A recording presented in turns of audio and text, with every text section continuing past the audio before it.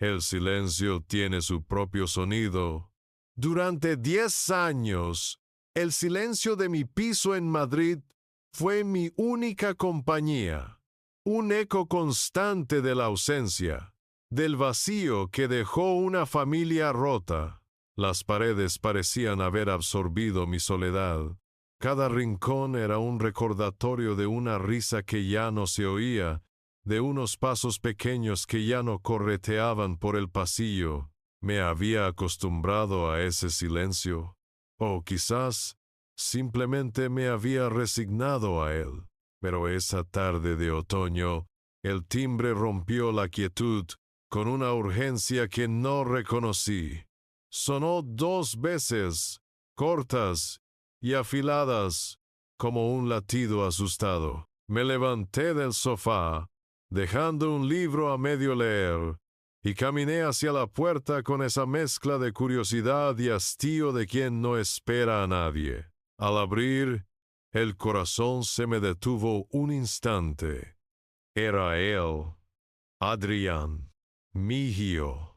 No era el niño de 8 años que se despidió de mí con ojos fríos y palabras que no eran suyas.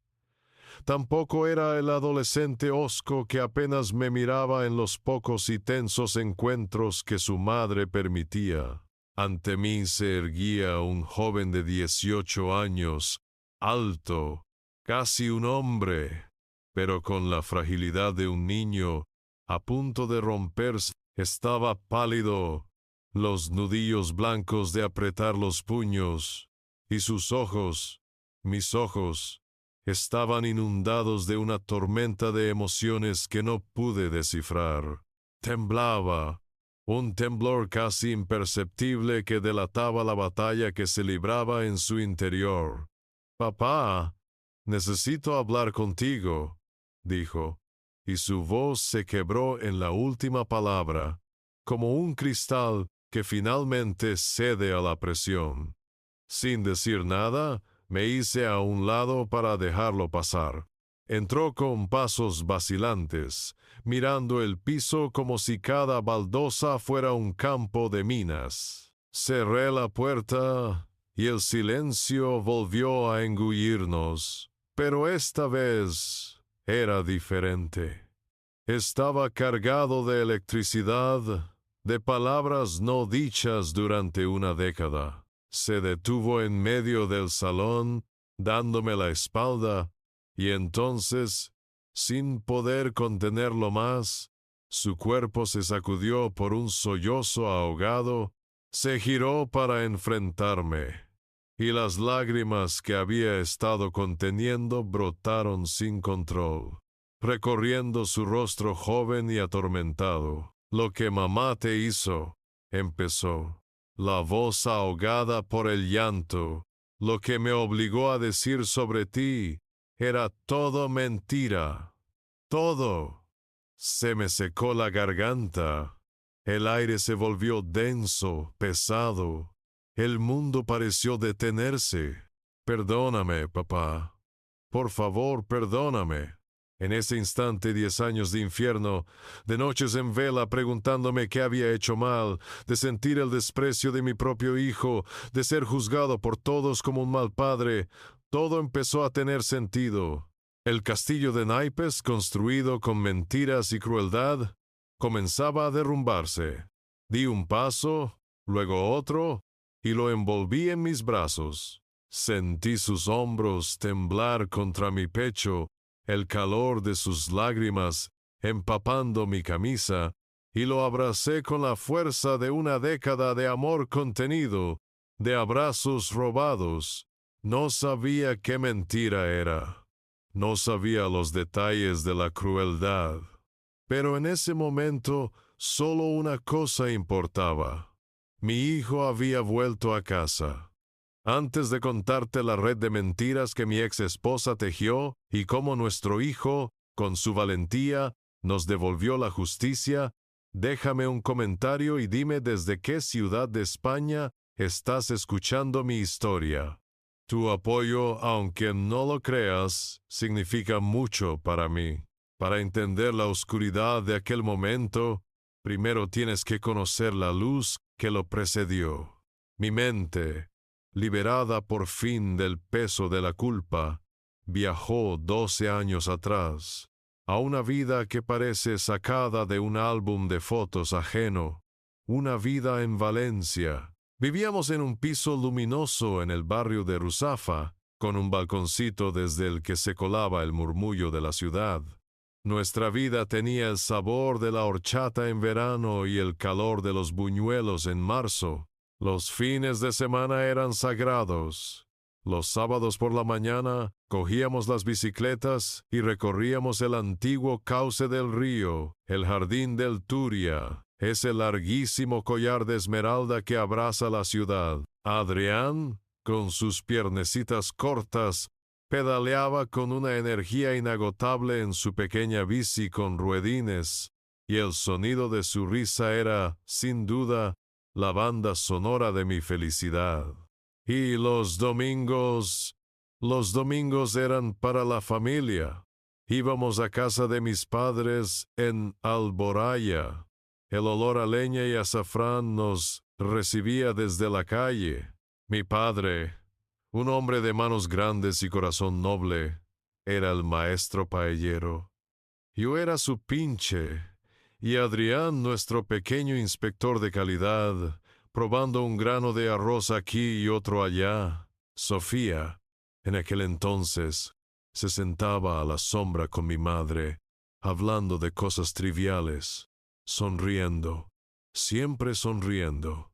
En Fallas, la ciudad se transformaba. El aire olía a pólvora, a fiesta. Recuerdo llevar a Adrián sobre mis hombros para que viera los monumentos, sus ojos de niño abiertos como platos ante aquellas figuras gigantes de cartón piedra.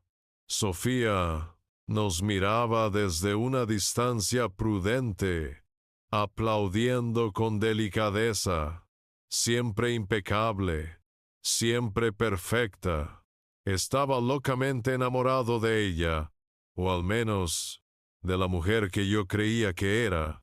Me enamoré de su inteligencia, de su risa fácil, de la forma en que parecía entender el mundo. Cuando me dijo que estaba embarazada, sentí que tocaba el cielo. El día que Adrián nació, lloré como un niño, sosteniendo aquel pequeño bultito en mis brazos, sintiendo sus deditos aferrarse a los míos.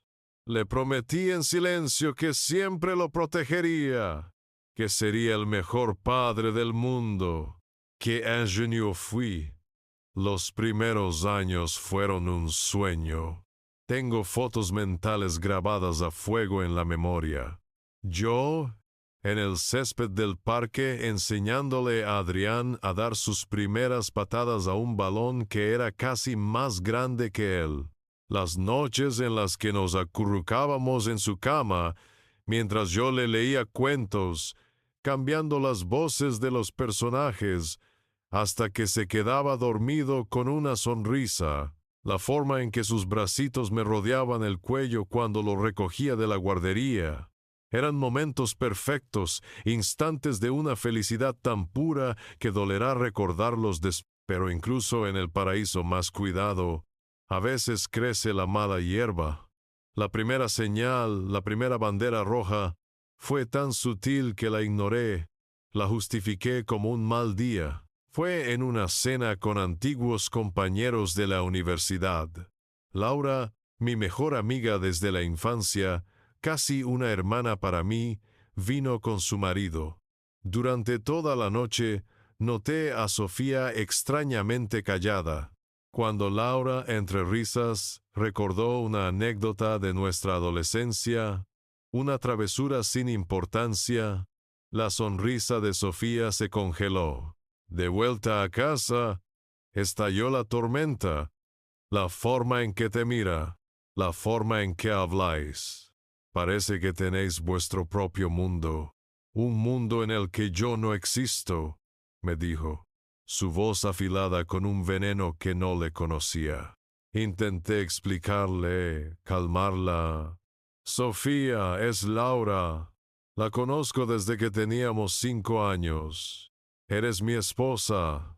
Te quiero a ti, pero no sirvió de nada. No quiero que la vuelvas a ver a solas, sentenció. No es apropiado. Luego empezó con mi familia. Comentarios pequeños, casi insignificantes. Tu madre te trata como si todavía fueras un niño, decía después de una paella de domingo. Oh, tu hermana es un poco intensa, ¿no crees? Siempre quiere ser el centro de atención, poco a poco. Con la paciencia de una araña tejiendo su red, intentaba aislarme, convencerme de que su amor era el único que necesitaba, el único puro y verdadero. Pero de cara al mundo, la fachada era inexpugnable. Sofía era la esposa ideal, la madre perfecta. En las reuniones del colegio, las cenas con amigos, las comidas familiares, era encantadora, atenta, divertida. Todos la adoraban. «¡Qué suerte tienes, Mateo!», me decían mis amigos. «Sofá es un encanto». Y yo sonreía, porque en el fondo quería creerlo con todas mis fuerzas. Quería pensar que esas pequeñas espinas de celos y control eran solo defectos menores en una relación maravillosa. No sabía que no eran defectos, eran la advertencia de la catástrofe que estaba por venir. La transición de la luz a la sombra no fue abrupta. Fue un lento crepúsculo, un enfriamiento gradual que al principio confundí con la rutina, con el desgaste natural de los años. Las risas de Sofía se volvieron más escasas, sus sonrisas más forzadas. Empezó a criticarlo todo, mi forma de vestir, mis amigos, la manera en que dejaba la taza de café sobre la encimera. Eran pequeños alfileres, pinchazos constantes que iban minando la atmósfera de nuestro hogar. Adrián se convirtió, sin saberlo, en su principal campo de batalla.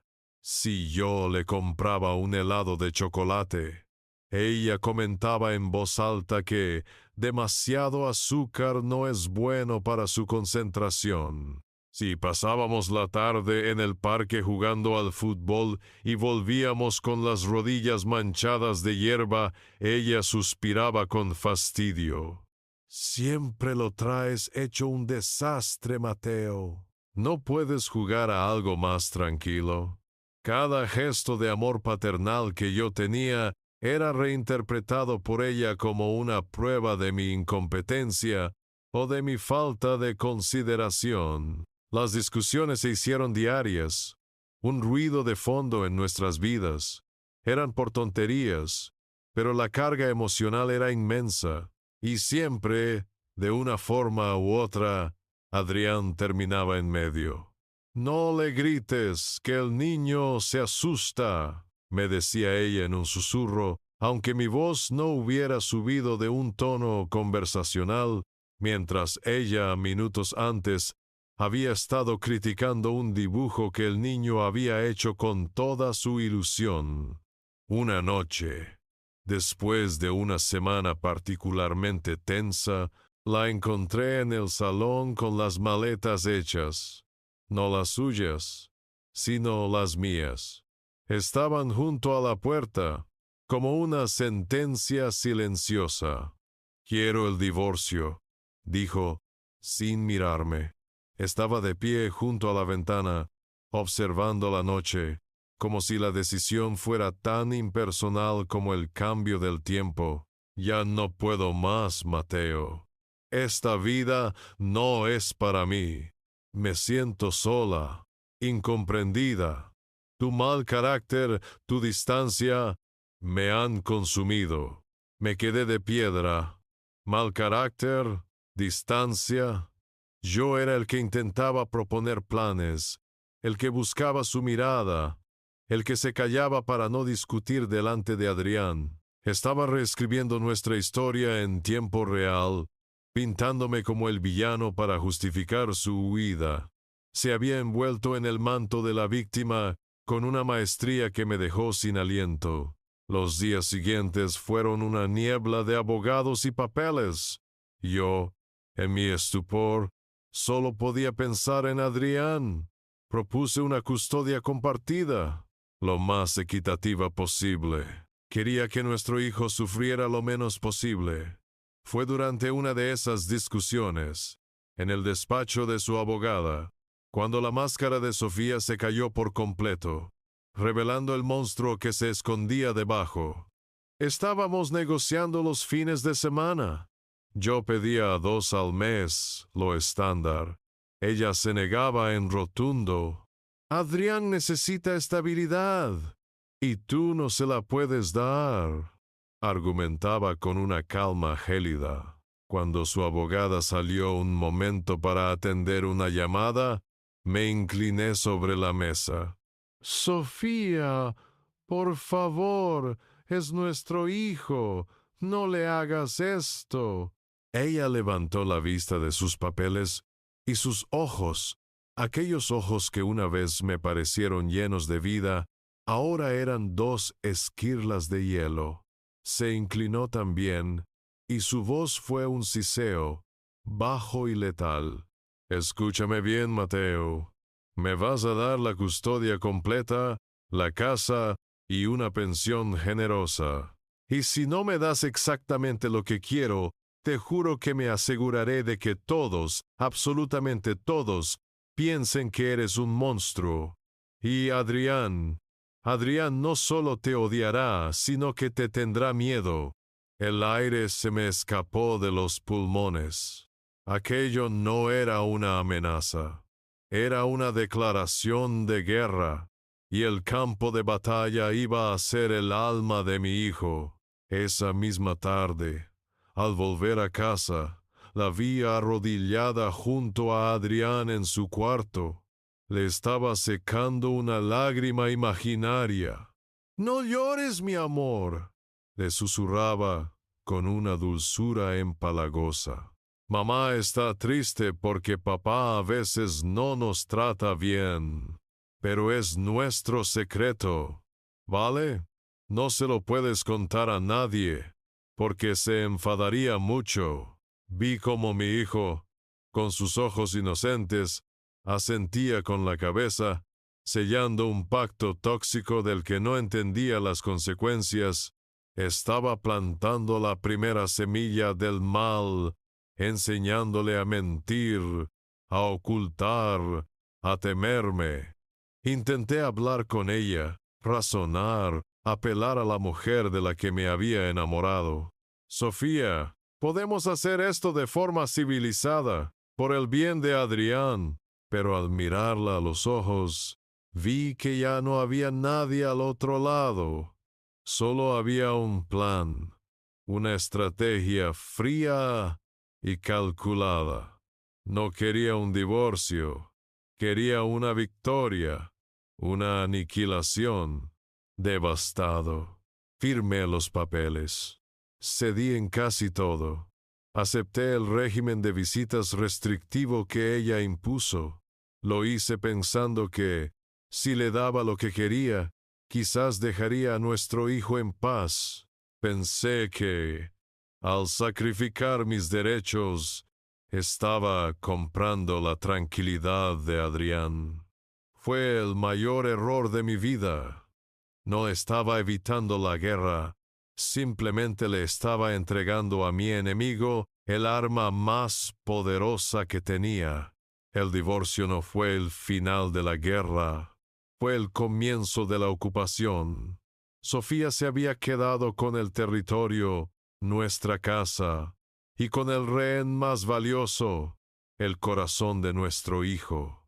Desde la distancia, yo solo podía observar, impotente, cómo ella iniciaba su metódica y cruel campaña de demolición.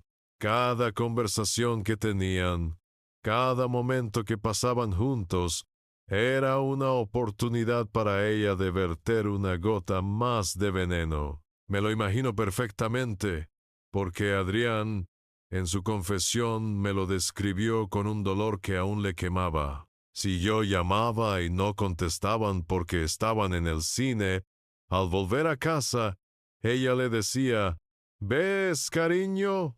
Papá siempre llama en los peores momentos. No respeta nuestro tiempo juntos». Es que su trabajo siempre es más importante que tú. Si yo tenía que cancelar una visita por estar enfermo, la narrativa cambiaba. Papá ha vuelto a fallarte. Supongo que tenía un plan mejor. Le hablaba de mí como si fuera un extraño egoísta, un hombre impredecible del que era mejor desconfiar. Ten cuidado con él, Adrián. A veces se enfada mucho por nada. Si ves que levanta la voz, me llamas enseguida. Le enseñó a tener miedo de un hombre que jamás le había levantado la mano. Los fines de semana que me correspondían se convirtieron en una ruleta rusa de excusas y cancelaciones. Yo me pasaba la semana planeando, buscando entradas para un partido, preparando su comida favorita, limpiando el pequeño apartamento al que me había mudado para que se sintiera como en casa, y entonces, el viernes por la tarde, llegaba el mensaje de texto. Adrián tiene mucha tos, no puede salir con este frío. Le han puesto un examen sorpresa el lunes y tiene que estudiar todo el fin de semana. Tiene un cumpleaños de un amigo, se me había olvidado por completo, lo siento. Cada excusa era una puñalada. Al principio intentaba discutir, razonar, pero ella siempre tenía la última palabra. La salud y la educación de mi hijo son lo primero, Mateo. Pensé que lo entenderías. ¿Cómo luchar contra eso? Me hacía parecer el irresponsable si insistía. Las pocas veces que conseguía verlo, Adrián no era mi hijo.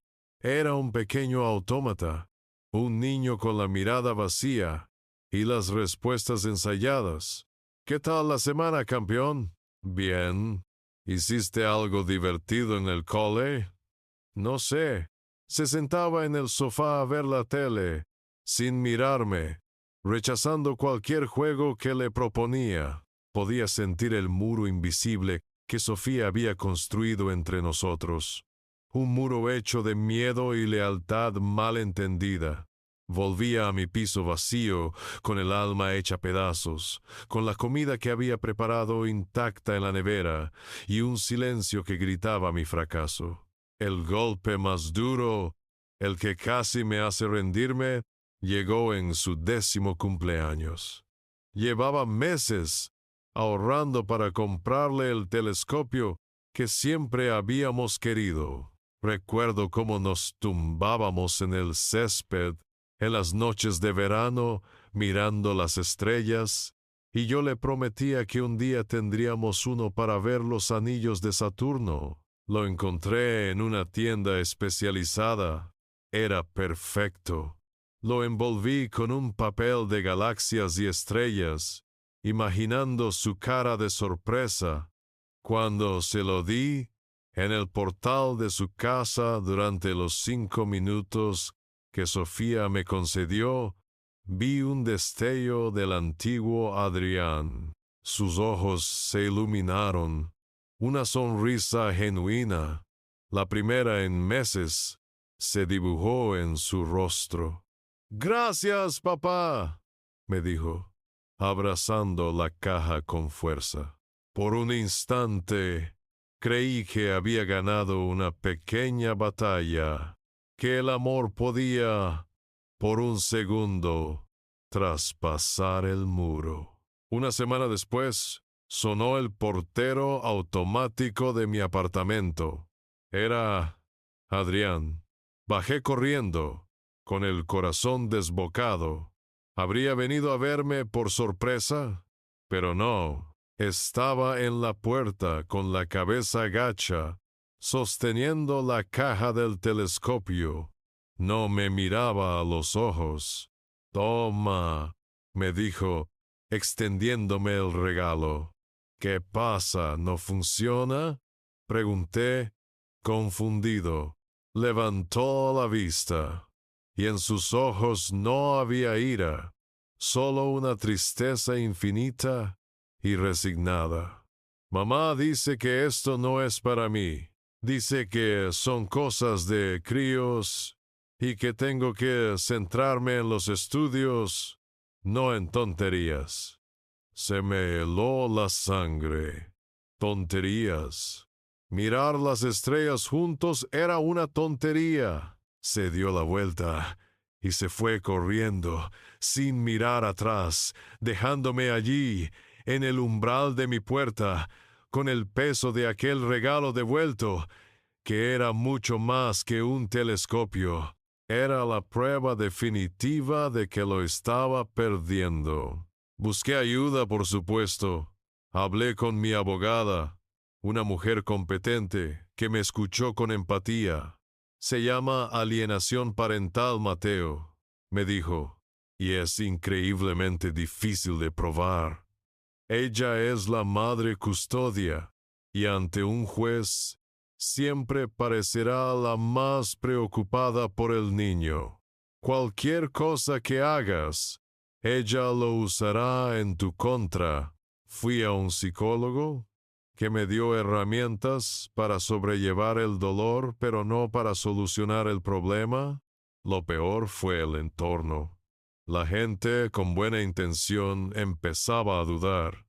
Incluso mi propia hermana, en una comida familiar, me preguntó con cautela: «Mateo, Adrián es un niño muy bueno. ¿Estás seguro de que no hiciste algo sin darte cuenta para que reaccione así?».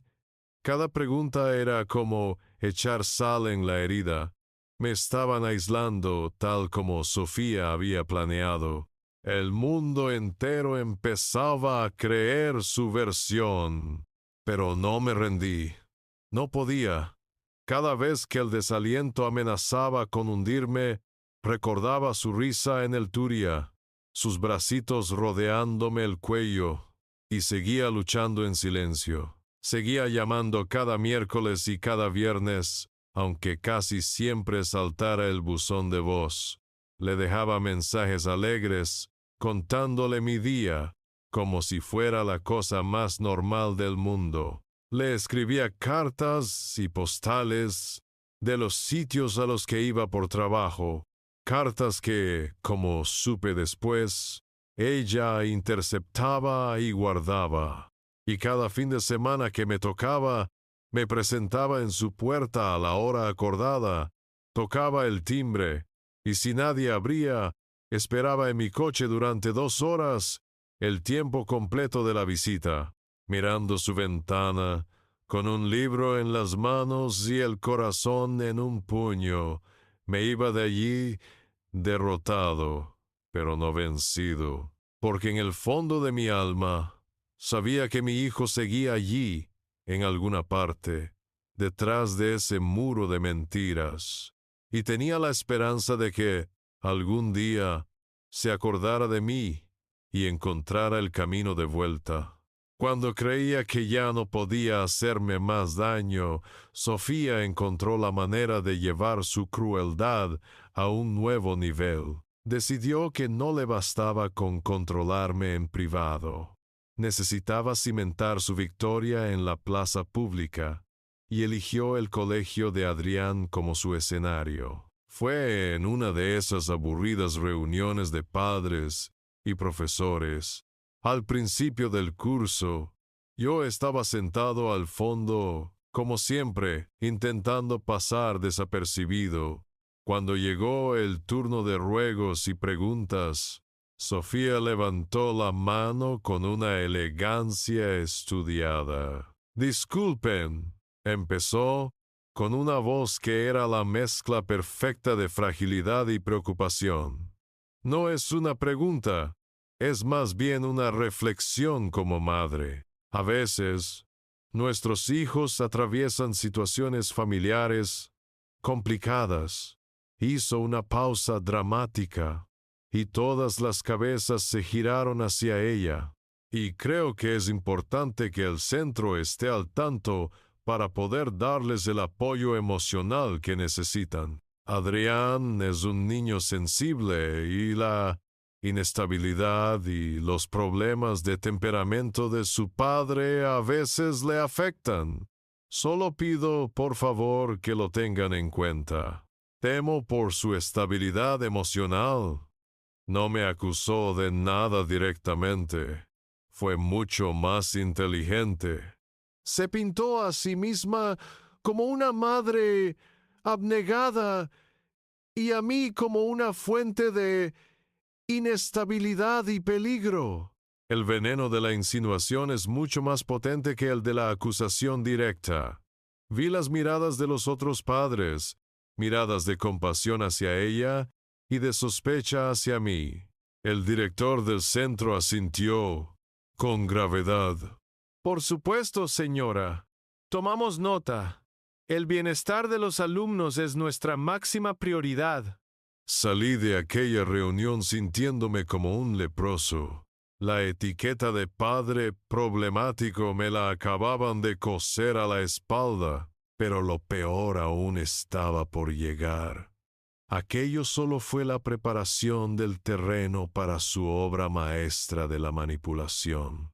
Unas semanas después, me llegó una citación de los servicios sociales del colegio. Querían una evaluación psicológica de la situación familiar. Sofía me lo comunicó con una falsa tristeza. Lo siento, Mateo. El colegio insiste, por lo que comenté. Dicen que es el protocolo. Años después, Adrián me contó con la voz temblorosa lo que ocurrió en los días previos a esa cita. Su madre lo sentó en la mesa del comedor, como si fueran a hacer los deberes, y empezó el ensayo. Su voz, me dijo mi hijo, era dulce, pero sus ojos eran fríos como el acero. Mi amor, el miércoles vas a hablar con una señora muy simpática, le dijo. Te va a preguntar cosas de papá, y es muy importante que le digas la verdad. La verdad es que a veces papá te grita mucho. ¿A que sí? Adrián, con 9 años, negó con la cabeza. Papá no me grita. La sonrisa de Sofía se desvaneció. Adrián, no me contradigas. Papá te grita, y a ti te da mucho miedo cuando se enfada. ¿Lo entiendes? Luego vino el chantaje, cruel y directo. Si no le dices eso a la señora, pensaré que ya no me quieres. Y si no me quieres, quizás no tenga sentido que sigas teniendo la PlayStation. Y tampoco podrás ir al campamento de verano con tus amigos. Sería una pena, ¿verdad? Lo repitieron una y otra vez, hasta que las respuestas de Adrián salieron de forma automática, como una lección aprendida de memoria. Le robó su verdad y la reemplazó con una mentira que le obligó a hacer suya. Las consecuencias de aquello fueron inmediatas y devastadoras. El informe de la psicóloga escolar fue cauto, pero reflejaba los temores del menor. A partir de ese día, el colegio se convirtió en una fortaleza. Si quería recoger a Adrián, tenía que avisar con 24 horas de antelación para que Sofía diera su autorización por escrito. Ya no podía entrar a las fiestas de Navidad o de fin de curso. Me convertí en un visitante incómodo, un extraño vigilado. El golpe se extendió a mi propia familia. Mis padres, sus abuelos, intentaron seguir viendo a Adrián, llamando a Sofía para organizar visitas. Ella, con una amabilidad venenosa, les decía, «Claro, por mí no hay problema, pero es Adrián el que no quiere». Dice que le recordáis a su padre y se pone muy nervioso. No podemos forzarlo, ¿verdad? Mis padres, dos personas mayores que adoraban a su nieto, quedaron destrozados. Sofía, con una habilidad diabólica, había conseguido aislarme por completo, construyendo un muro inexpugnable a nuestro alrededor. Caí en una tristeza profunda. Me sentía completamente solo, gritando en una habitación insonorizada. Mis amigos más cercanos intentaban apoyarme, pero notaba su incomodidad, su duda. ¿Y si había algo de verdad en todo ello? Y si, como decía Sofía, yo no era consciente de mi propio mal carácter. Su mentira era tan persistente que a veces, en mis peores momentos, llegaba a dudar de mí mismo. El amor por mi hijo era lo único que me mantenía a flote, la única razón para levantarme de la cama cada mañana. Y entonces, cuando la esperanza era apenas un rescoldo a punto de extinguirse, ocurrió algo. Fue unos 2 años después de la reunión del colegio. Adrián ya tenía 12 años. Yo había ido al centro comercial a comprar unas cosas, y al salir de una tienda, me topé con ellos. Sofía me vio y su cuerpo se tensó al instante. Agarró a Adrián del brazo, dispuesta a cambiar de dirección para evitarme. Pero esta vez, algo fue diferente. Adrián se soltó de su agarre. Fue solo un segundo, un instante de rebelión. Corrió hacia mí. Me rodeó la cintura con sus brazos en un abrazo torpe y rápido, y apretó su cara contra mi pecho. Y en un susurro tan bajo que casi creí haberlo imaginado, dijo, «Lo siento». Antes de que pudiera reaccionar, Sofía ya estaba allí, tirando de él, separándonos. «¡Adrián! ¡Vámonos!», le espetó con rabia contenida. Lo arrastró pasillo adelante, sin mirar atrás. Me quedé allí parado, en medio del bullicio del centro comercial, con el corazón latiéndome a 1000 por hora. No me había llamado papá, pero me había abrazado y me había pedido perdón. No sabía qué era lo que sentía, pero sabía que mi hijo, el verdadero Adrián, seguía allí. Esa pequeña migaja de esperanza, ese susurro de 2 segundos, se convirtió en mi alimento.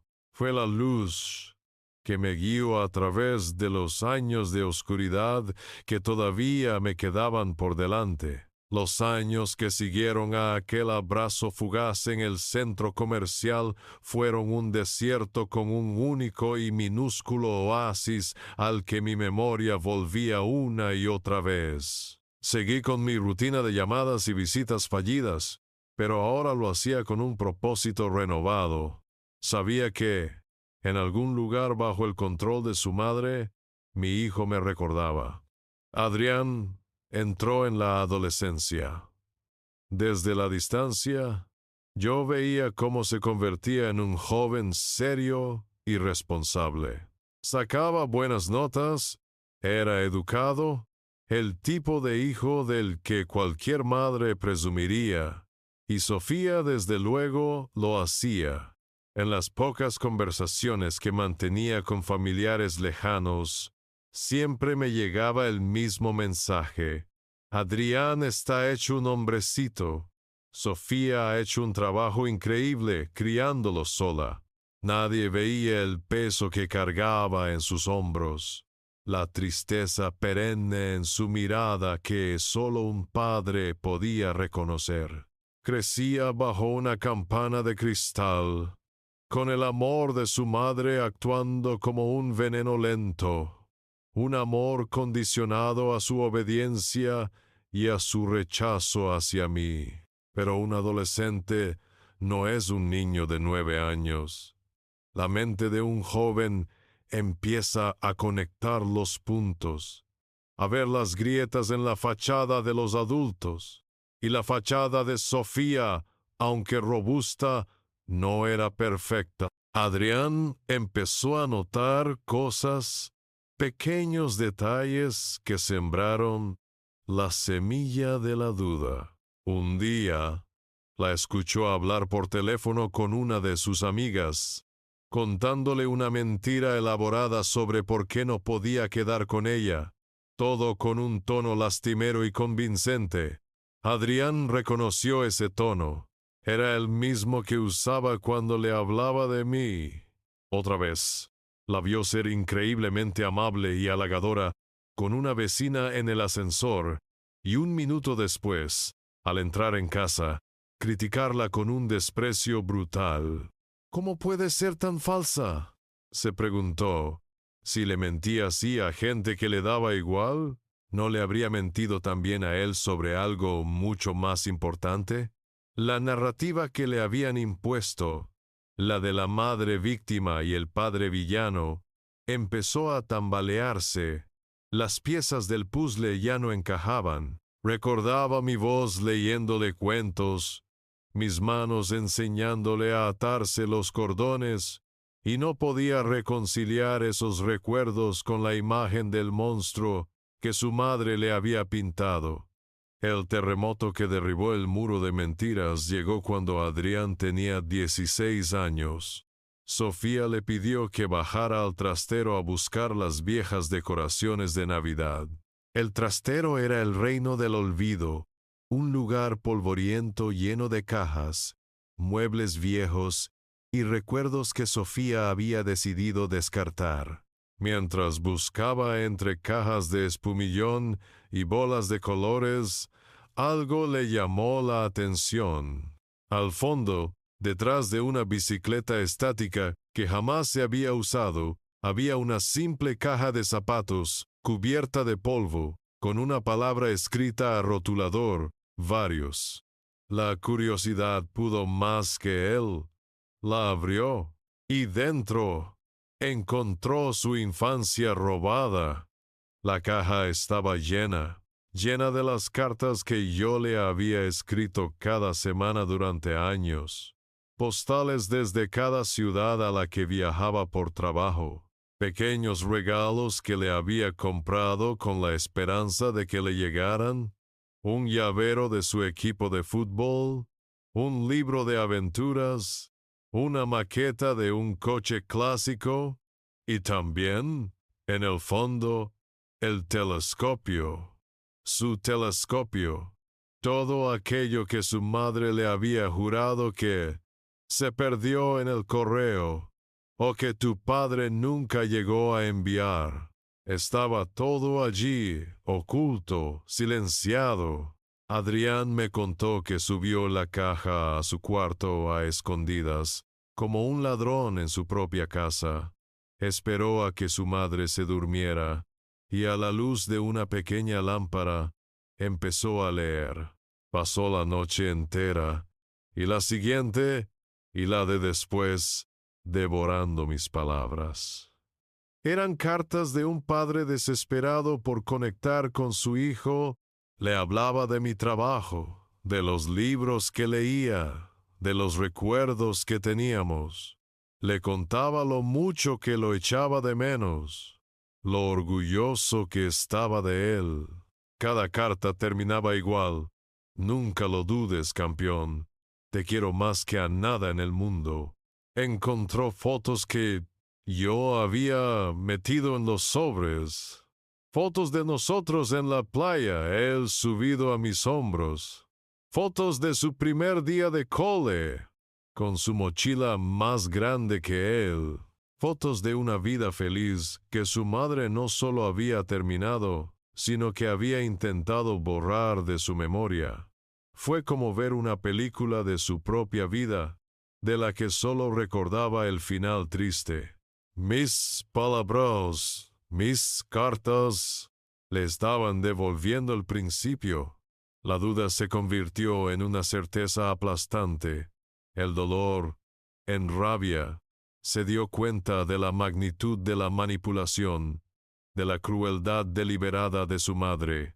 No solo le había mentido, le había robado a su padre, le había negado el derecho a ser querido por los dos. Sintió una rabia inmensa, una furia fría y silenciosa hacia la mujer que dormía en la habitación de al lado, pero por encima de la rabia, sintió una culpa terrible. Se vio a sí mismo, un niño pequeño, devolviéndome el telescopio, mirándome con ojos fríos, repitiendo las palabras de ella. Comprendió que él también había sido un arma en esa guerra sucia. La semilla de la rebelión había germinado. Ya no era una cuestión de duda, sino de cuándo y cómo iba a buscar la verdad. El niño asustado había muerto esa noche entre cartas polvorientas y recuerdos recuperados. En su lugar había nacido un joven con una misión: encontrar a su padre y deshacer el daño. El descubrimiento de la caja marcó un antes y un después. La rebelión de Adrián no fue de gritos ni de portazos. Fue una revolución silenciosa, una toma de distancia metódica y glacial. Empezó a construir su propia vida fuera de las cuatro paredes de la casa que se había convertido en una prisión emocional. Las excusas para no estar allí eran siempre impecables. Grupos de estudio para la selectividad, trabajos de clase en la biblioteca, entrenamientos con el equipo de baloncesto del instituto. Sofía, al principio, no lo notó. Estaba demasiado ocupada disfrutando de su papel de madre, de un adolescente ejemplar. Pero poco a poco, la ausencia de Adrián se hizo palpable. La silla vacía en la cena, las noches en las que llegaba justo para meterse en su cuarto. Ya no era su confidente, su pequeño soldado. Era un extraño educado que compartía su techo. Ella intentaba retenerlo con sus armas de siempre: la culpa, el victimismo. ¿Ya no te gusta pasar tiempo con tu madre, con todo lo que he sacrificado por ti? Pero sus palabras ya no hacían mella en él.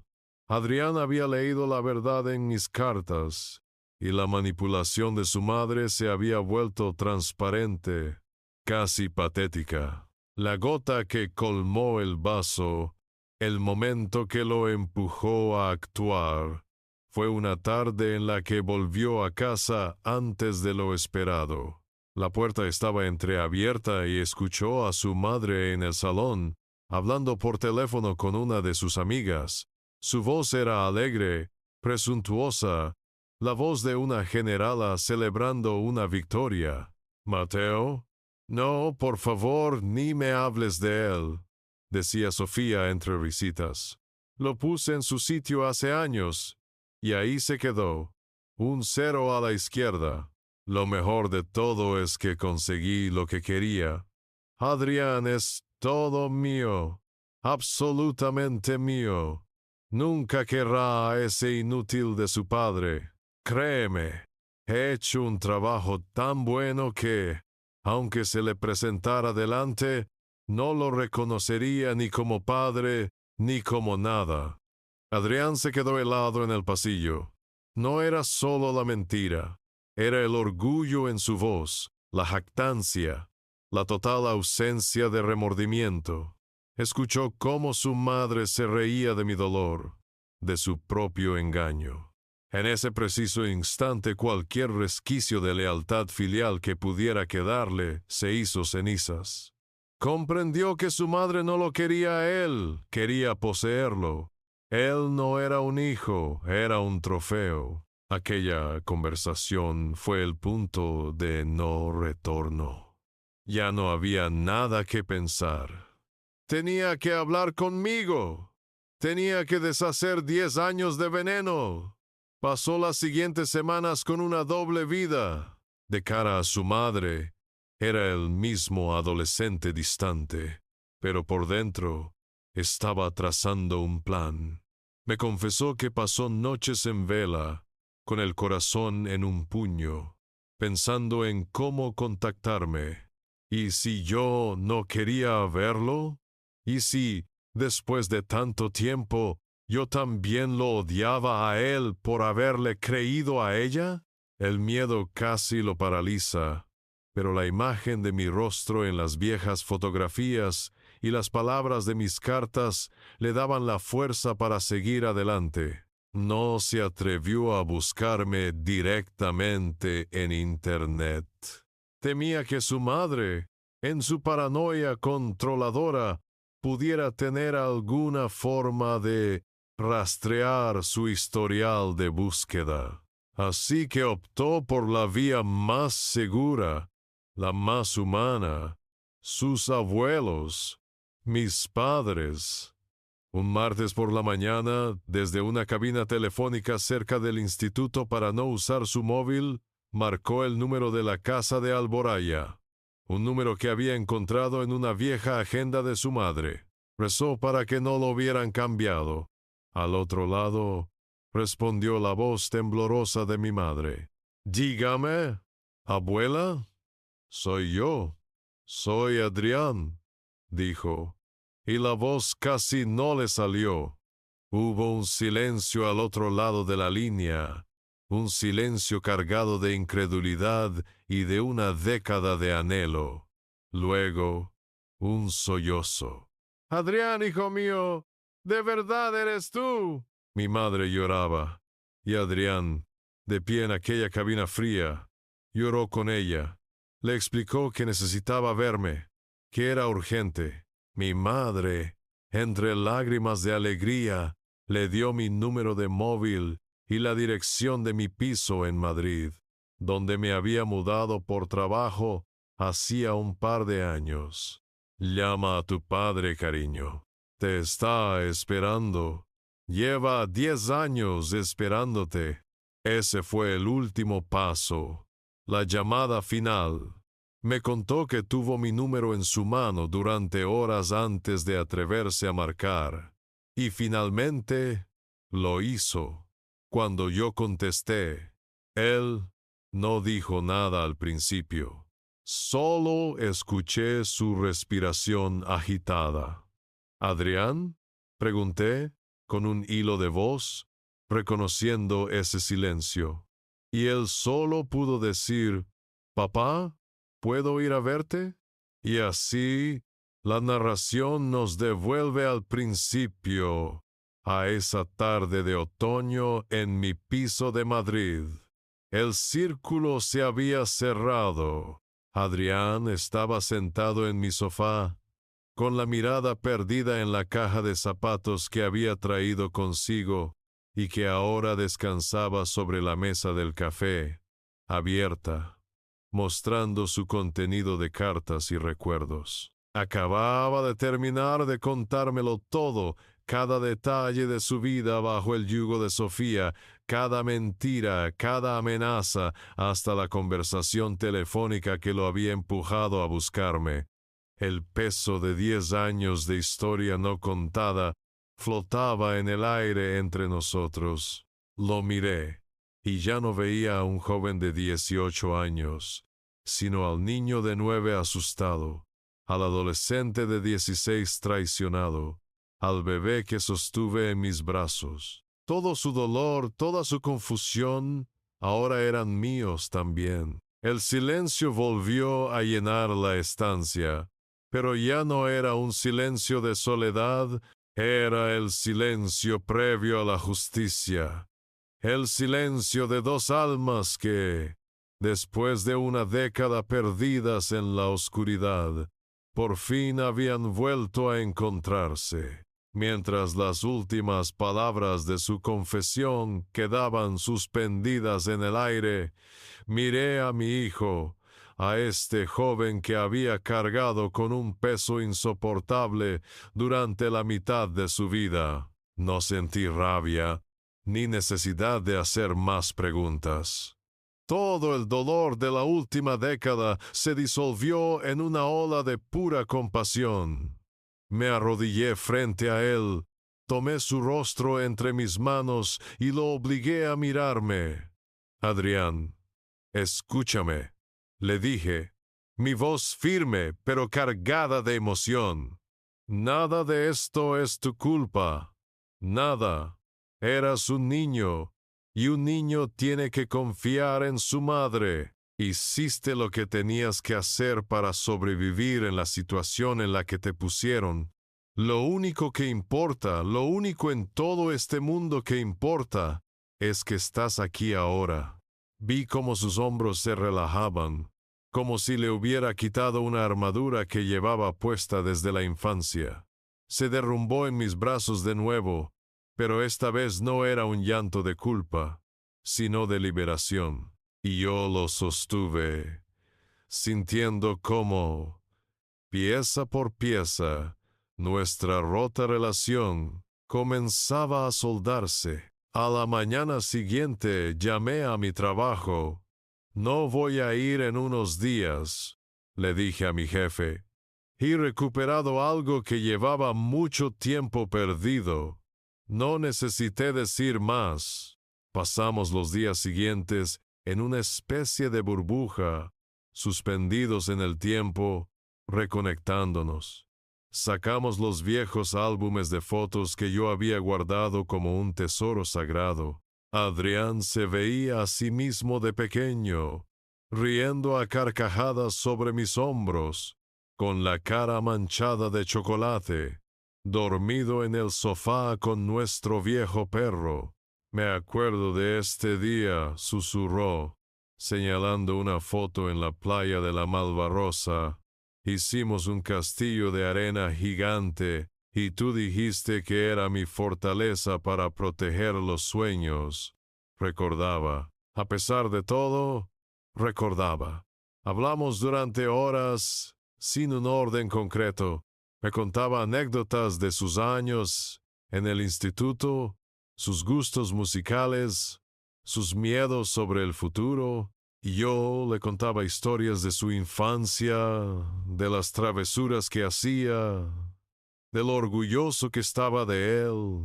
Estábamos rellenando los enormes huecos que la mentira había dejado, tejiendo de nuevo el tapiz de nuestra historia compartida. El tercer día, supe que era el momento. Marqué el número de mis padres. «Mamá», dije con la voz temblorosa, «tengo a alguien aquí conmigo que quiere hablar contigo». Le pasé el teléfono a Adrián. «Hola, abuela», dijo. Al otro lado de la línea se hizo un silencio absoluto, seguido de un grito ahogado de mi madre. Cogieron el primer AVE de Valencia a Madrid al día siguiente. El reencuentro en la estación de Atocha fue una de las escenas más emotivas que he vivido jamás. Mi madre corrió hacia él y lo abrazó como si quisiera fundirse con él, llorando y riendo al mismo tiempo, acariciándole el pelo, la cara, como si no pudiera creer que era real. Mi padre, siempre más reservado, se acercó después, con los ojos vidriosos, puso sus grandes manos sobre los hombros de Adrián y solo dijo, «Bienvenido a casa, nieto». Estábamos todos juntos de nuevo. La familia, esa que Sofía había intentado desmantelar, estaba completa otra vez. Esa noche, cenando los cuatro en mi piso, el ambiente era de una felicidad serena.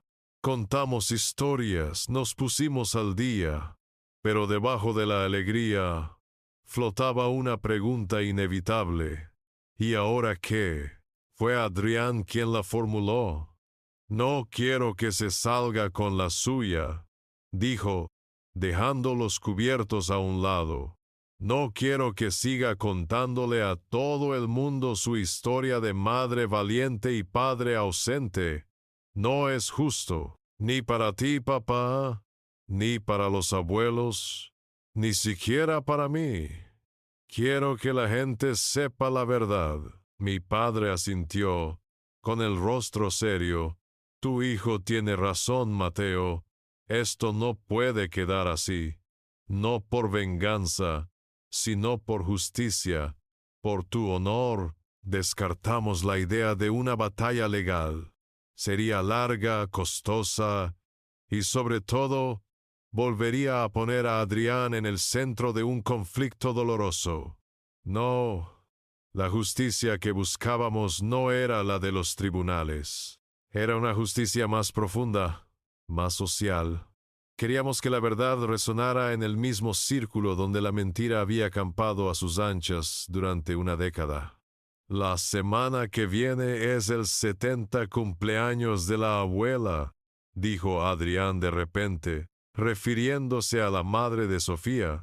Toda la familia va a estar allí, tíos, primos, todos los que han escuchado su versión durante años. Ella siempre es la estrella en esas reuniones, la pobre viuda de un marido en vida, la madre coraje. Nos miramos los cuatro alrededor de la mesa, y sin necesidad de decir una palabra más, todos supimos que habíamos encontrado el escenario perfecto, el cumpleaños de su abuela, el corazón de su fortaleza de mentiras, el lugar donde su imagen de mártir era más sólida. Ese sería el lugar donde, con la simple y demoledora fuerza de la verdad, íbamos a derribar su teatro, no con odio, sino con la dignidad que nos había sido negada durante demasiado tiempo. Una vez tomada la decisión, una extraña calma se apoderó de nosotros. Ya no éramos víctimas a la deriva. Éramos una familia con un plan, unidos por un propósito común. Sentado en el sofá, Adrián me miró con una seriedad que lo hacía parecer mucho mayor. «Papá, hay algo importante que tienes que entender», me dijo. «Soy yo el que tiene que hablar en la fiesta. Yo tengo que decirlo».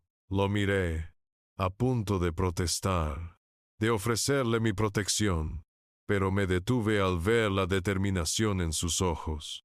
«Yo fui el que mintió», continuó. «Aunque me obligaran, mis labios pronunciaron las mentiras. Yo fui el arma que ella usó contra ti, y por eso soy yo el que tiene que deshacerlo. Necesito hacerlo, por ti, pero también por mí». Comprendí en ese instante que aquel acto no era solo para buscar justicia, era el paso final de su propia sanación, era su manera de reclamar su voz, su verdad, de dejar de ser el niño asustado y convertirse en el hombre que estaba naciendo. Asentí lentamente.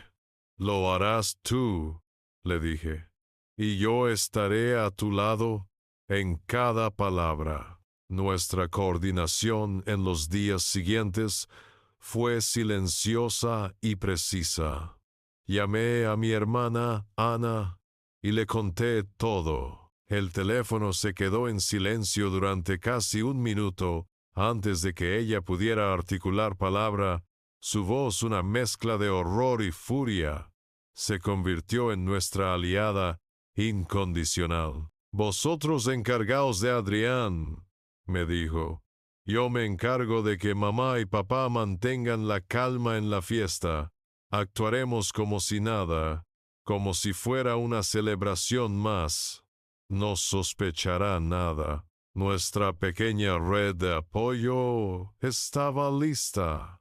La parte más difícil recayó sobre Adrián. Tuvo que volver a casa de su madre. Tuvo que volver a la jaula del león sabiendo que pronto abriría la puerta para siempre.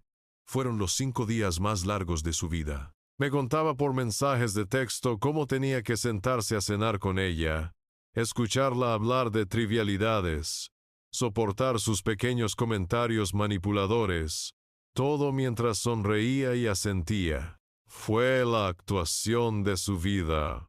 Sofía notó que estaba más callado, más absorto, pero lo atribuyó al estrés de los estudios. Jamás, en su arrogancia, pudo imaginar que su hijo la estaba estudiando a ella, analizando cada uno de sus movimientos, esperando el momento de la verdad.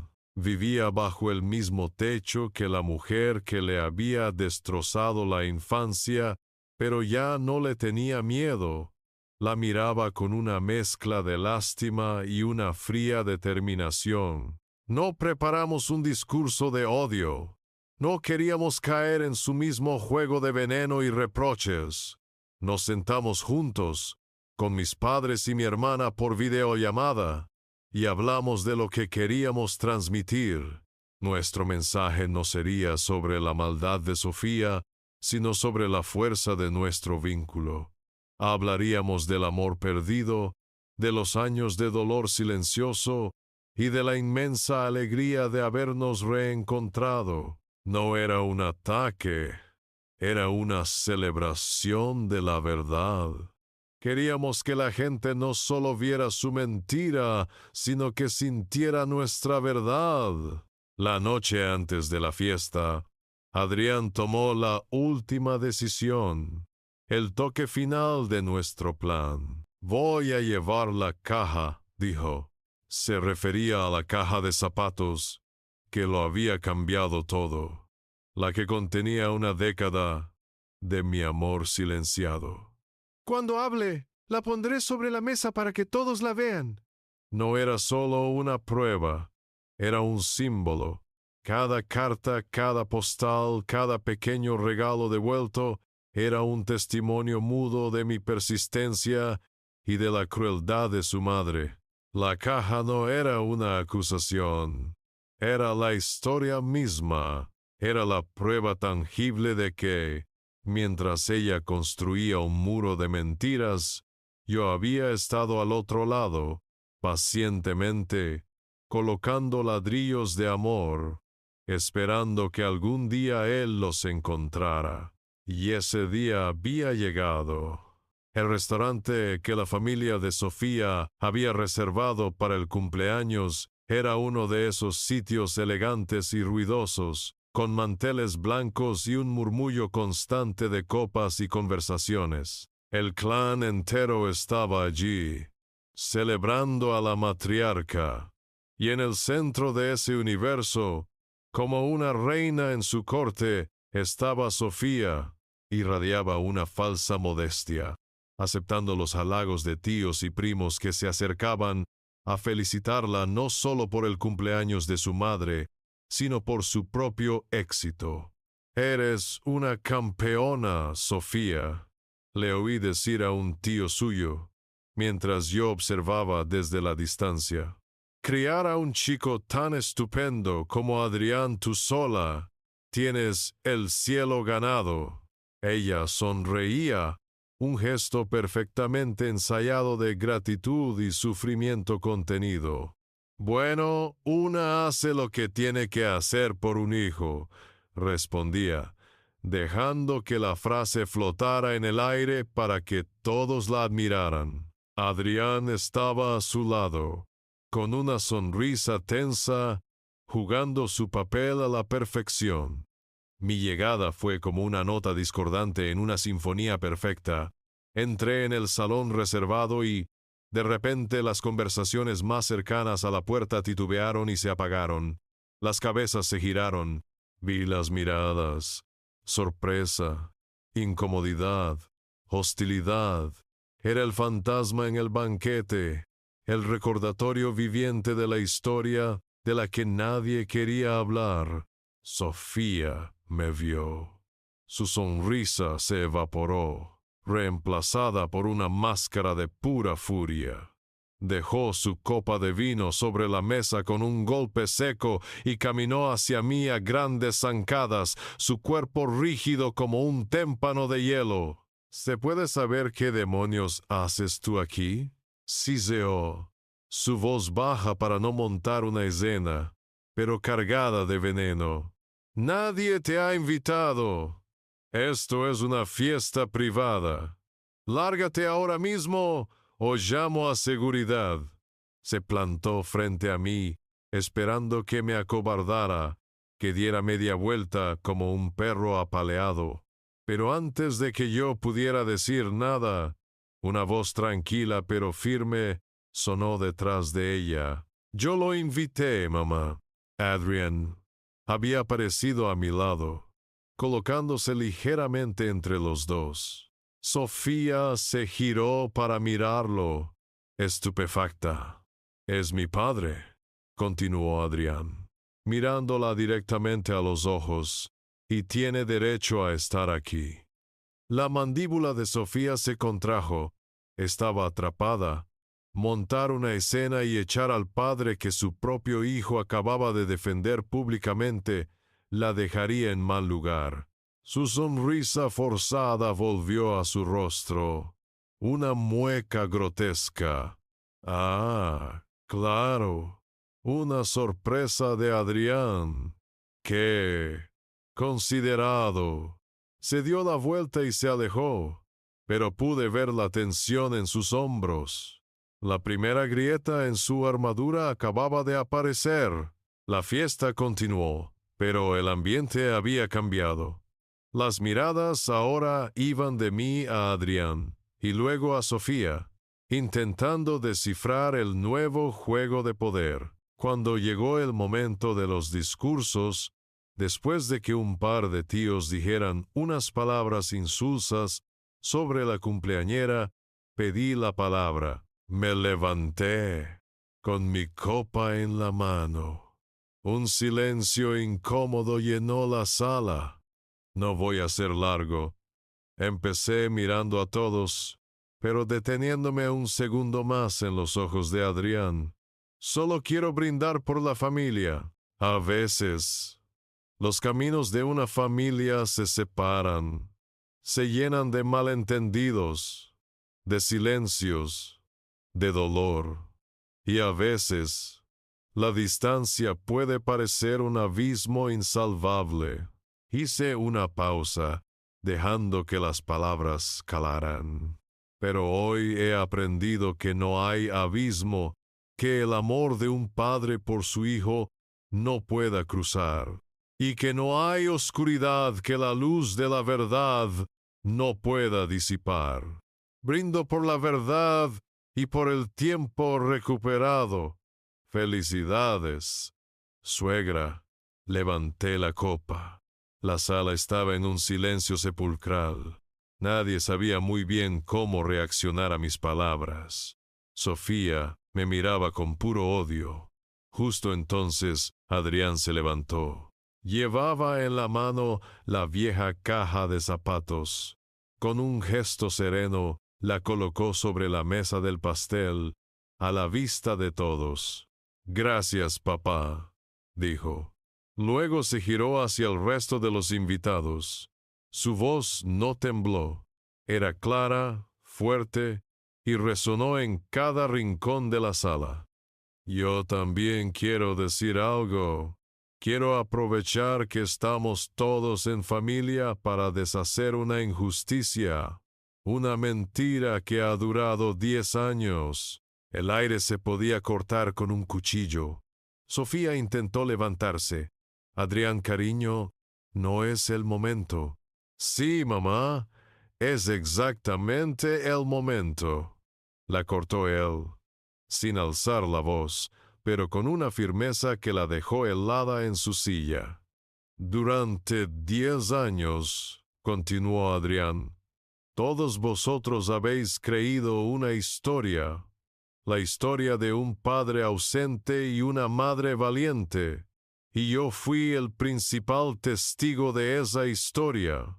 Yo fui el que os dijo que mi padre no me quería, que le tenía miedo. Recorrió la sala con la mirada, enfrentándose a cada par de ojos. Hoy vengo a deciros que esa historia es mentira. Una mentira que me obligaron a contar. Me enseñaron a tenerle miedo a mi propio padre. Me amenazaron con quitarme las cosas que quería si no decía lo que mi madre quería oír. Me hicieron cómplice de una crueldad que un niño de 9 años no podía entender. Se acercó a la caja de zapatos. La abrió. El primer objeto que sacó fue una de mis cartas, con el sobre amarillento por el tiempo. Mi madre me dijo que mi padre nunca me escribía, que se había olvidado de mí. Dejó la carta sobre la mesa. Luego, sacó el pequeño llavero del Valencia CF. Me dijo que a mi padre no le importaban mis gustos. Lo dejó junto a la carta y finalmente, con un gesto lento y deliberado, sacó el telescopio devuelto y me obligó a devolverle este regalo, diciéndome que eran tonterías de críos. Colocó el telescopio junto a lo demás, creando un pequeño altar de la verdad.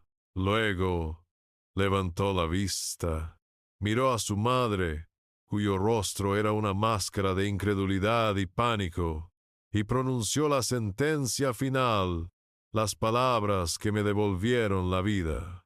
Mi padre nunca me abandonó. Mi padre luchó por mí cada día durante 10 años. La que me robó a mi padre fue mi madre. Si el silencio anterior había sido tenso, el que siguió a las palabras de Adrián fue atronador, un vacío absoluto que pareció absorber todo el aire de la sala. 100 pares de ojos dejaron a Adrián y se clavaron en un único punto. Sofía. Vi su rostro pasar por una metamorfosis terrorífica en cuestión de segundos. Primero la incredulidad, una negación rotunda, como si su hijo estuviera hablando en un idioma desconocido. Luego un destello de furia pura. Sus ojos se entrecerraron y un rictus de odio deformó su boca. Y finalmente, cuando comprendió que no había escapatoria, el pánico, un pánico desnudo, animal, el de una criatura acorralada que ve cómo los muros de su propia mentira se desploman sobre ella. Su reacción fue exactamente la que esperábamos, la negación visceral. Se levantó de un salto, derribando su silla en el proceso. El estruendo rompió el silencio, y todas las miradas se crisparon. «Miente», gritó, y su voz fue un chillido agudo, desesperado, que no se parecía en nada al tono medido y dulce que siempre usaba.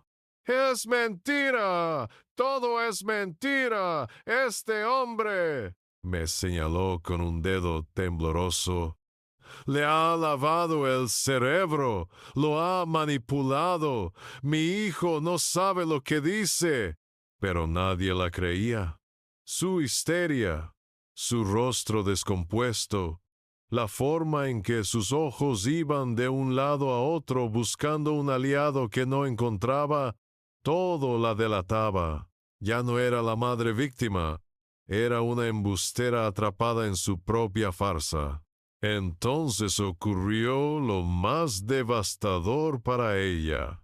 Su propia familia, el coro que durante una década había cantado sus alabanzas, le dio la espalda. Vi a su hermano Carlos, un hombre que siempre me había mirado con desdén, bajar la vista y negar lentamente con la cabeza, con una expresión de profundo asco. Sus primas, que minutos antes la elogiaban, ahora susurraban entre ellas, tapándose la boca, mirándola con horror. El golpe de gracia vino de su propia madre. La mujer del cumpleaños, la matriarca del clan, levantó la vista, miró a su hija deshecha y luego, con una lentitud que partía el alma, se cubrió el rostro con ambas manos. No dijo nada. No necesitaba hacerlo. Su gesto de vergüenza absoluta fue la condena final. Su propia madre no podía soportar la visión de la persona en la que se había convertido su hija. Al verse juzgada y sentenciada por su propia sangre, Sofía se rompió, soltó una especie de gemido ahogado y se lanzó hacia la salida. Su huida no fue digna, fue una carrera desesperada. Tuvo que abrirse paso a través de un muro de miradas acusadoras. Nadie se apartó para facilitarle el camino. Tuvo que rozar los hombros de sus tíos, pasar junto a las sillas de sus primos. Nadie le ofreció una palabra de consuelo. Cada rostro que se giraba a su paso era un espejo que le devolvía la imagen de su propia bajeza. Tropezó con una alfombra, casi cae, y finalmente empujó la puerta del salón y desapareció en la noche, sola, completamente sola. Cuando la puerta se cerró tras ella, fue como si una enorme tensión se liberara de la sala. El aire volvió a circular, y en medio de aquel caos silencioso me giré hacia Adrián. Estaba de pie, junto a la mesa, todavía temblando por la adrenalina, pero con la cabeza alta. Le abrí los brazos y él se refugió en ellos. Lo abracé con toda la fuerza de mi ser, un abrazo que contenía 10 años de orgullo, de gratitud, de un amor que había sobrevivido al peor de los inviernos. «Lo has hecho», le susurré al oído. «Lo has conseguido. Eres el hombre más valiente que conozco». La gente empezó a moverse, a hablar en murmullos, y entonces alguien se acercó. Fue Carlos, el hermano de Sofía. Se detuvo frente a nosotros, con una expresión de profundo arrepentimiento. «Mateo, Adrián», dijo, y su voz era ronca. «Yo no tenía ni idea. Te pido perdón, Mateo. Te juzgué, te creí su historia. Lo siento muchísimo». Me extendió la mano, y yo, después de un segundo, se la estreché. Después de él vinieron otros. Tíos, primos, se acercaban a Adrián, le ponían una mano en el hombro, le decían lo orgullosos que estaban de él, se acercaban a mí, me pedían disculpas, me daban un abrazo torpe. No había juicios, ni tribunales, ni abogados, pero en aquella sala, en medio de una fiesta de cumpleaños arruinada, se había dictado la sentencia más contundente de todas. La justicia no había sido legal, había sido social y familiar, y esa, a veces, es la que más duele, y la que más sana. La verdad, por fin, nos había hecho libres. La onda expansiva de la verdad, revelada en aquella fiesta, fue mucho más devastadora de lo que jamás imaginé. Para Sofía, la caída fue total y vertiginosa.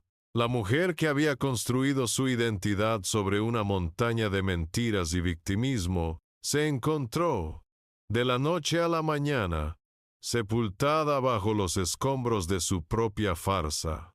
Su familia, que había sido su ejército de defensores ciegos, se convirtió en su tribunal más severo. Su hermano Carlos le comunicó por un escueto mensaje que no quería volver a saber de ella hasta que buscara ayuda profesional, avergonzado por haber sido cómplice involuntario de su crueldad. Su madre, humillada en su propia fiesta de cumpleaños, se encerró en un silencio impenetrable, negándose a cogerle el teléfono. El estatus de pobre Sofía se evaporó, reemplazado por una nueva etiqueta, susurrada en las conversaciones familiares: la manipuladora. El pedestal que tanto le costó erigir se había convertido en su picota. Desesperada por recuperar el control, intentó su último recurso: Adrián. Su teléfono empezó a llenarse de mensajes suyos. Al principio, eran textos cargados de un arrepentimiento teatral. «Hijo mío, perdóname. No sé en qué estaba pensando. Tu padre me ha puesto en tu contra». Cuando Adrián no respondió, el tono cambió a la súplica. «Por favor, háblame. Te necesito. Eres lo único que tengo». Y al chocar contra el muro de silencio de su hijo, afloró su verdadera naturaleza, la ira. «¿Después de todo lo que he hecho por ti, así me lo pagas? Eres un desagradecido, igual que él». Adrián me enseñaba los mensajes, no con dolor, sino con una triste serenidad. «Ya no funciona, papá», me dijo un día. «Es como ver a un mago intentando hacer trucos cuando ya te han enseñado el secreto. Solo veo los hilos». Por primera vez en su vida, Adrián no estaba reaccionando a sus emociones, sino observándolas desde una distancia segura. Y al no responder, al negarle la reacción que ella necesitaba para alimentarse, le quitó todo su poder. Había perdido el control sobre él para siempre. La noticia, como era de esperar, se extendió como la pólvora por su círculo social. Las amigas que la habían compadecido durante años ahora la evitaban. Las invitaciones a cenas y eventos dejaron de llegar. Su vida, que giraba en torno a las apariencias y al qué dirán, se vació de contenido. Se encontró viviendo la misma vida de aislamiento y soledad a la que me había intentado condenar a mí. Un reflejo perfecto y cruel de su propia obra. Mientras su mundo se desmoronaba, el nuestro se reconstruía. Adrián tomó la decisión de mudarse a mi piso en Madrid para preparar su acceso a la universidad. Fue su elección, una declaración de independencia. Verlo instalarse en la habitación de invitados, colocar sus libros en la estantería, llenar la casa con su música y su presencia, fue como ver la primavera llegar después de un invierno demasiado largo. Había una ligereza en sus andares, una chispa en su mirada, que yo no le había visto desde que era un niño pequeño. Comenzó la universidad, estudiando comunicación audiovisual, una carrera que le apasionaba y que había elegido por sí mismo, libre de la presión de su madre. Por primera vez lo vi hacer amigos de verdad, salir, reír a carcajadas, vivir la vida despreocupada de un joven de su edad. Se sentía libre, ligero, como si se hubiera quitado un traje de plomo que lo había oprimido durante años. Por mi parte, sentí una paz que no recordaba haber experimentado nunca. La rabia que me había acompañado como una sombra durante una década, el sentimiento de injusticia que me quemaba por dentro, simplemente se disiparon. La victoria no me trajo euforia, sino una profunda calma. Miraba a Adrián, lo escuchaba hablar de sus clases, de sus proyectos, y sentía que todas las heridas, aunque dejaran cicatriz, por fin podían empezar a sanar. Ya no era el padre acusado, era simplemente papá. Y esa palabra, en los labios de mi hijo, era la única vindicación que necesitaba. La paz, una vez recuperada, se instaló en nuestra casa y empezó a colorear nuestros días. Nos dedicamos, con la alegría de dos exploradores que descubren un continente perdido, a recuperar el tiempo. Cada fin de semana era una aventura, una página en blanco que llenábamos con nuevas memorias para superponerlas sobre las antiguas y dolorosas. Un sábado, cogimos un tren a Valencia.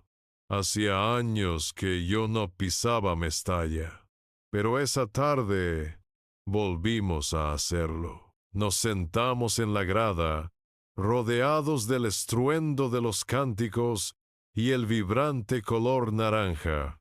Le compré a Adrián una bufanda del equipo, la misma que le habría comprado a los 10, a los 12, a los 15 años. Y cuando el Valencia marcó un gol, gritamos juntos, abrazados, dos extraños que se estaban reconociendo, dos viejos amigos que se reencontraban. En ese grito compartido liberamos años de silencio. Otro fin de semana nos escapamos a la Sierra de Guadarrama.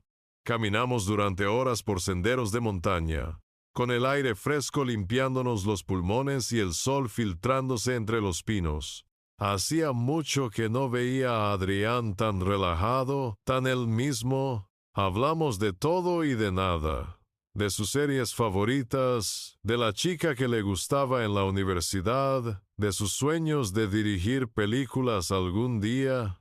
Eran conversaciones sencillas, normales, y por eso mismo extraordinarias.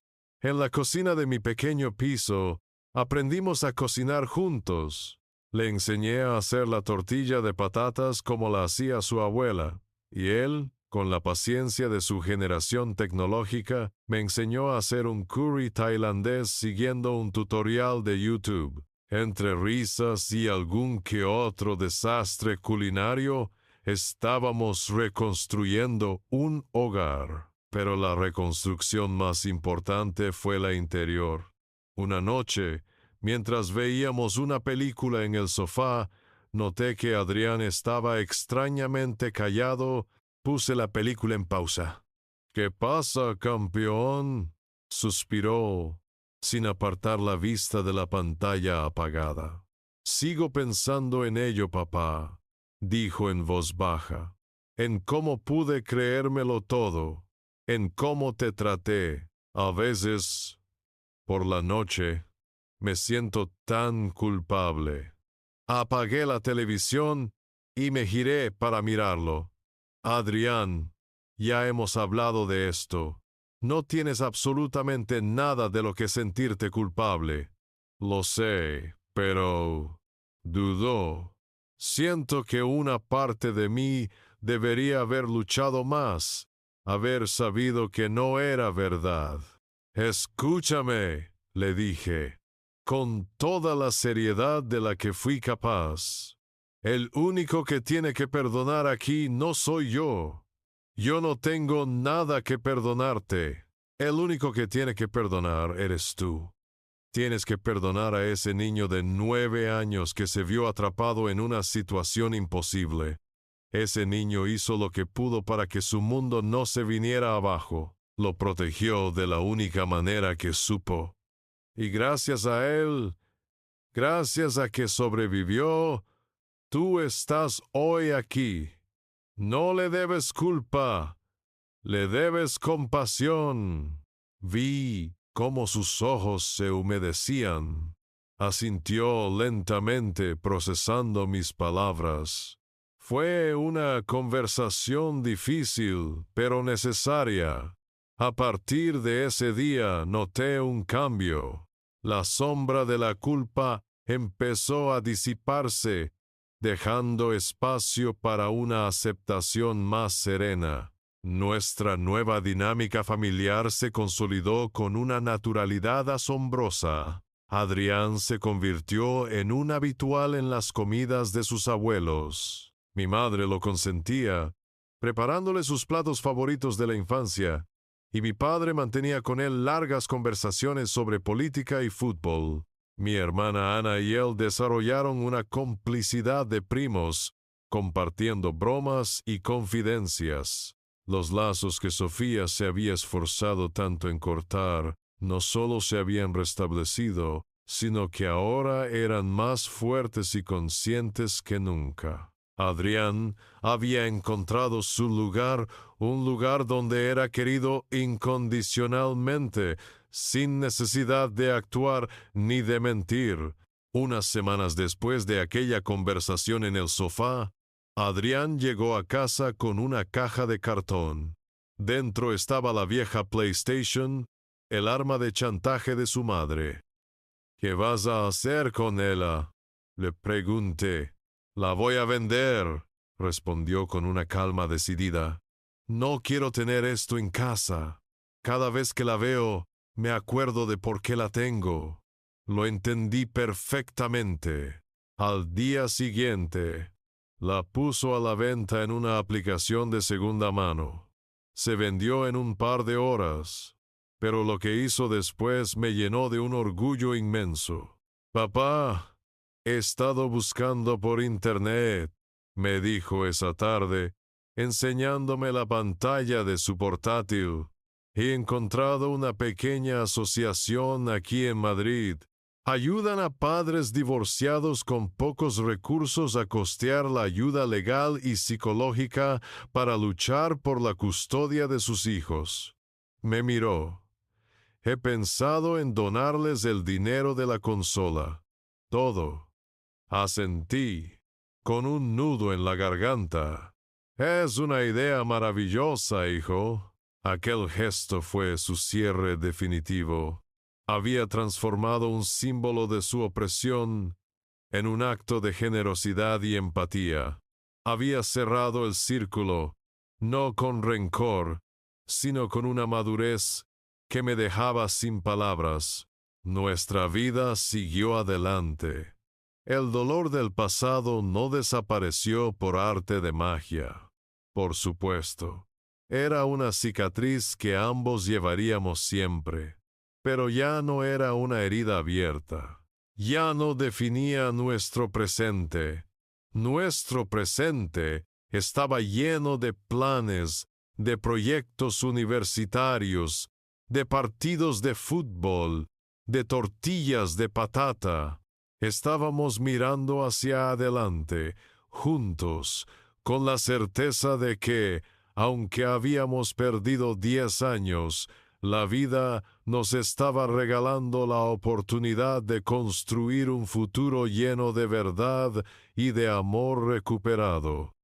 Ahora que el polvo se ha asentado y la paz ha vuelto a ser el estado natural de mis días, a menudo me encuentro en el balcón con una taza de café en las manos, mirando la vida de la ciudad sin verla realmente.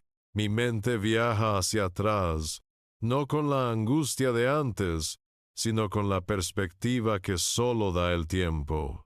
Reflexiono sobre esos 10 años, esa década robada, y me maravillo de la increíble resiliencia del amor de un padre. Es una fuerza extraña y poderosa. Incluso cuando me sentía completamente derrotado, cuando cada puerta se cerraba y cada palabra de mi hijo era un puñal, había algo, una brasa minúscula en el fondo de mi alma que se negaba a extinguirse. Era la memoria de su risa, el tacto de su pequeña mano en la mía. Ese amor no desapareció, solo hibernó. Se mantuvo latente, esperando pacientemente a que pasara el largo invierno de la mentira. Sobrevivió al veneno, a la distancia, al silencio, y cuando Adrián volvió, floreció de nuevo, más fuerte y consciente que nunca. He aprendido que la verdad es una fuerza de la naturaleza.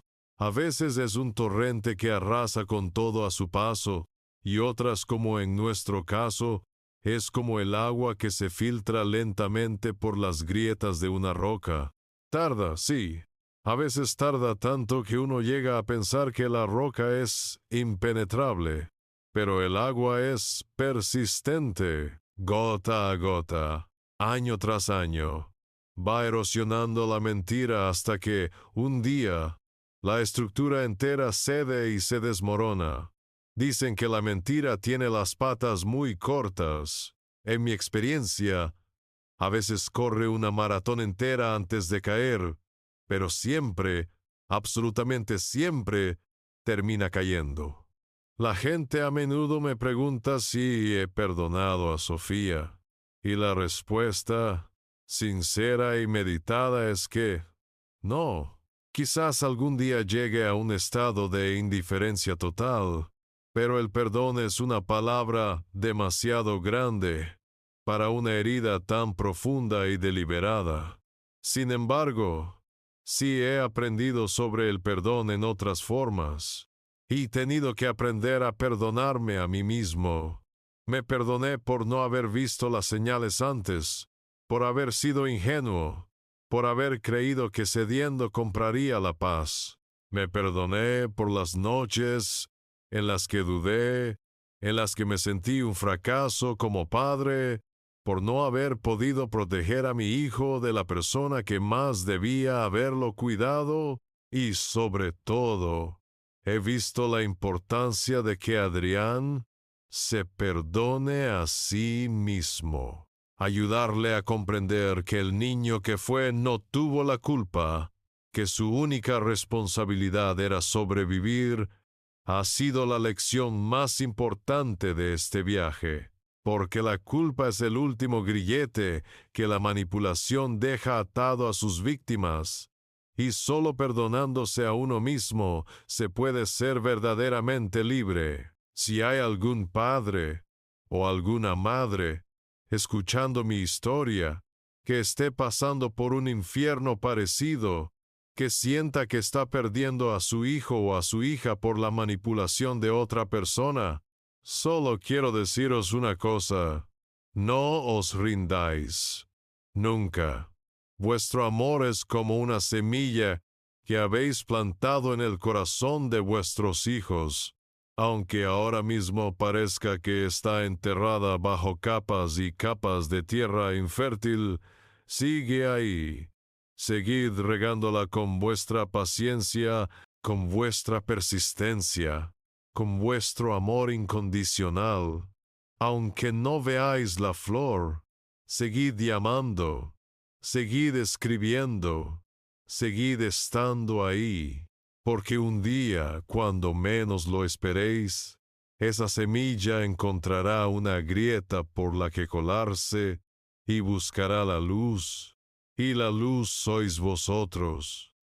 Al final, esta historia no es sobre el odio, la mentira o la venganza. Es sobre la fortaleza de un vínculo. El amor verdadero entre un padre y un hijo puede ser atacado, puede ser herido, puede ser silenciado, pero no puede ser destruido. Puede sobrevivir a las pruebas más duras, a los inviernos más largos, y resurgir de sus cenizas con una fuerza capaz de sanar las heridas más profundas y de reconstruir un mundo que parecía perdido para siempre. Ha pasado un año desde la fiesta de cumpleaños que lo cambió todo. Es domingo, y el aire en la casa de mis padres en Alboraya huele a leña, a romero y a felicidad. Estoy en el patio ayudando a mi padre con la paella, removiendo el arroz con el mismo gesto que él me enseñó de niño. A mi lado, Adrián debate animadamente con su abuela sobre el punto exacto de cocción del garrofón. Mi hermana Ana sale de la casa con una bandeja de aperitivos, riéndose de la discusión. Miro la escena, y es casi idéntica a los recuerdos de hace 12 años, pero es infinitamente mejor, porque esta felicidad no es ingenua, es una felicidad consciente, ganada a pulso. Veo a mi hijo reír, una risa abierta, sin sombras. Veo a mis padres mirarlo con una adoración serena. Veo a mi hermana guiñarle un ojo a su sobrino, y me doy cuenta de que hemos cerrado el círculo. Hemos vuelto al punto de partida, pero ahora somos más fuertes, estamos más unidos. Hemos reconstruido nuestro pequeño paraíso sobre los cimientos sólidos de la verdad. ¿Creéis que la justicia social que recibió Sofía fue suficiente castigo? ¿Qué habríais hecho vosotros en mi lugar durante todos esos años de silencio y dolor? Contádmelo todo en los comentarios. Vuestras historias y opiniones son muy importantes para esta comunidad. Si esta historia de lucha y justicia te ha conmovido, no olvides dejar un like, suscribirte al canal y activar la campanita para no perderte el próximo secreto que te voy a desvelar.